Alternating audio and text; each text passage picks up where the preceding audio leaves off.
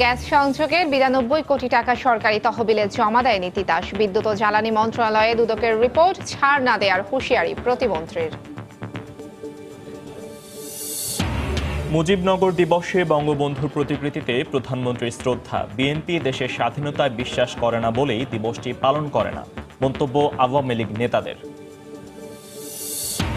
নুসরাত হত্যার আরেক আসামি শরীফ গ্রেফতার। কামরুন্নাহার মনি 5 দিনের রিমান্ডে। ফেনীতে পুলিশ সদর দফতরের কর্মকর্তারা আজও মানববন্ধন। গ্রীষ্ম আসতে না আসতেই প্রচণ্ড খরতাপ। শ্রমজীবীদের ভোগান্তি চরমে বেড়েছে গরমজনিত রোগ। প্রতিকারে বেশি করে বিশুদ্ধ পানি পানের পরামর্শ।